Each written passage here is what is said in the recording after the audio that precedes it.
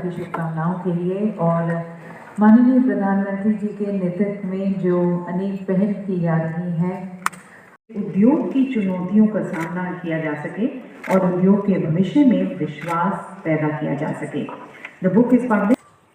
हमारे कृषि लागत पर मूल्य आयोग भारत सरकार के अध्यक्ष श्रीमान विजयपाल शर्मा जी, पूर्व अध्यक्ष कृषि लागत पर मूल्य आयोग भारत सरकार श्रीमान अशोक गुलाटी जी, हमारे प्रेसिडेंट ग्लोबल फंड फेडरेशन के श्रीमान विजय अयंगर जी, और आज जो कार्यक्रम हो रहा है मुख्य रूप से इंडिया फंड ग्रेन एसोसिएशन के प्रेसिडेंट श्रीमान विमल कोठारी जी, और यहाँ पर विदेशी दूतावास से भी आए हुए हमारे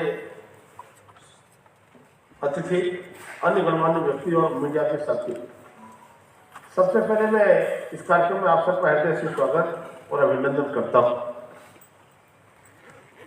मैं आभारी हूँ भाई नीतीश पटेल जी का, जिन्होंने इस कार्यक्रम में मुझे आमंत्रित कर बुलाने का काम किया, और मेरा सौभाग्य है कि आज इस खाद्य और सार्वजनिक वितरण के साथ साथ कंज्यूमर अफेयर, जिसका विशेष योगदान आपके क्षेत्र में रहता है, इसमें राज्य मंत्री हो, और इससे पहले इस भारत सरकार के और सशक्त मंत्री जो माने जाते हैं आदरणीय अमित शाह जी, उनके साथ सहकारिता मंत्रालय में भी राज्य मंत्री के रूप में मैंने काम किया। तब कई बार ऐसे फोरम पर जब लगातार हम किसानों की, दलहन की, एमएसपी की चर्चा करते रहे हैं, उन कार्यक्रमों में भी मुझे सहभागिता करने का अवसर मिला है। और आज सेमिनार में लगातार आप चिंतन करेंगे, मंथन करेंगे, चर्चा करेंगे, और कैसे हम भारत को दलहन में आत्मनिर्भर जितना शीघ्र अतिशीघ्र हो सके उतना करने की दिशा में, क्योंकि यह सभी लोग ट्रेडर्स भी हैं, यहाँ पर शोध करने वाले लोग, रिसर्च करने वाले लोग भी हैं, हमारे एफपीओ के साथी भी हैं जो किसानों का एक तरह से प्रस्तुत करते हैं, व्यापारिक क्षेत्र में दलहन के मिलर भी हैं। तो मिलकर के हम किस दिशा में जाना चाहते हैं, और आदरणीय प्रधानमंत्री मोदी जी का विजन आत्मनिर्भर भारत, तो खासतौर से दलहन में आत्मनिर्भर बनाने का अगर किसी पर जिम्मा है तो हम सब पर जिम्मा है, और आज यहाँ से भी निष्कर्ष निकाल के लेकर जाएंगे। और वो एडजस्टमेंट उस समय ठीक था जिस समय ये पॉलिसीज बनी थी, क्योंकि उस समय खाने के लिए हमारे पास गेहूं और चावल नहीं थे। लेकिन आज चावल दुनिया का सबसे बड़ा एक्सपोर्टर हम है। 23-24 में हमने दुनिया का जितना एक्सपोर्ट हुआ है चावल, उसका 36% एक्सपोर्ट हिंदुस्तान से हुआ। तो हम इतना ज्यादा एक्सपोर्ट करके क्या करते हैं कि इंटरनेशनल प्राइस को ही नीचे गिरा देते हैं, तो फायदा नहीं होता, ज्यादा क्वांटिटी देनी पड़ती है to get the same money.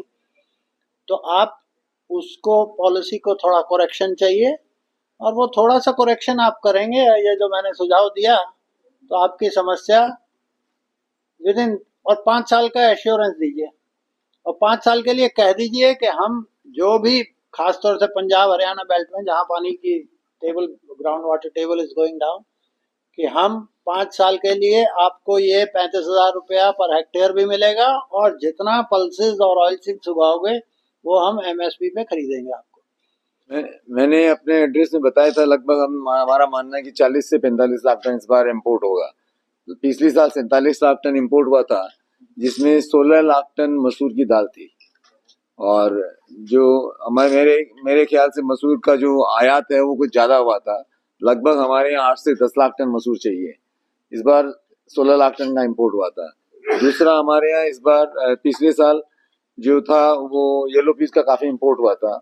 अब जो येलो पीस का जो इम्पोर्ट है अभी तक सरकार ने जो खोल रखा है वो 31 अक्टूबर तक है। मेरा ऐसा मानना है कि शायद उसके बाद वो कुछ पॉलिसी में चेंज आना चाहिए, क्योंकि अब हमारे यहाँ इस बार मानसून अच्छा है और जो जो अभी जो रबी की जो बुआई होगी उसमें सरकार को ये, क्योंकि उस समय चने का और मटर की बुआई होती है, तो उसका जो इम्पैक्ट है अगर ये सरकार ने पॉलिसी को चेंज नहीं किया तो उस पर असर पड़ सकता है। इसलिए मैं ऐसा सोचता हूँ कि इस पर कुछ न कुछ पॉलिसी परिवर्तन आएगा।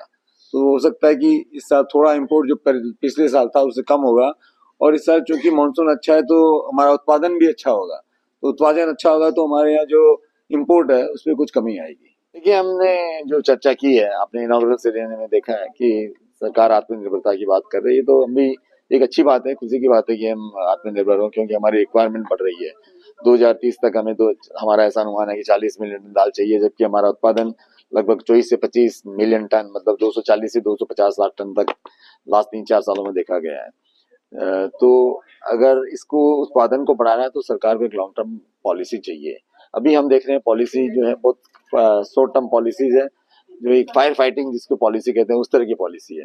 तो उस तरह की पॉलिसी को हमारे देश की जनसंख्या जो 2030 तक 150 करोड़ हो जाएगी, उसके लिए मतलब मैं समझता हूँ कि एक बहुत बड़ा चैलेंज होगा कि अगर इस तरह की पॉलिसी से हम हमारी जो न्यूट्रिशनल सिक्योरिटी है उसको के ऊपर पूरा ध्यान रख सकें।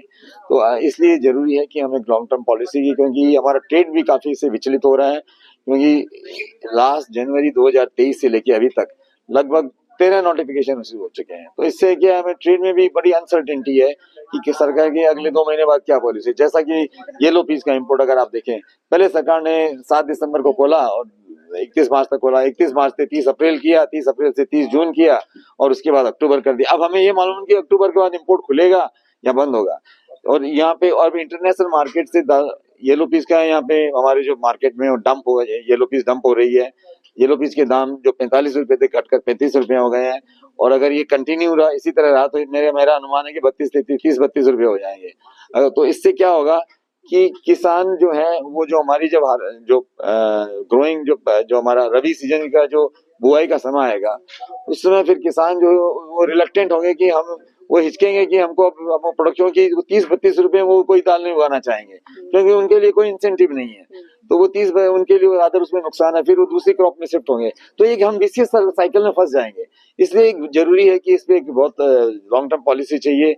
हमें हमारे यील्ड्स बढ़ाने पड़ेंगे, हमें हमारे किसानों को प्रोत्साहन देना पड़ेगा कि वो दूसरे सीरियल से थोड़ा इसमें शिफ्ट करें। उसके लिए सरकार को कुछ सब्सिडी अनाउंस करनी चाहिए दालों के लिए, ताकि हम आत्मनिर्भरता की तरफ, जो सरकार का जो आज जो नारा है कि हमें आत्मनिर्भर होना है, तो हम सचमुच उसकी तरफ बढ़ सकें।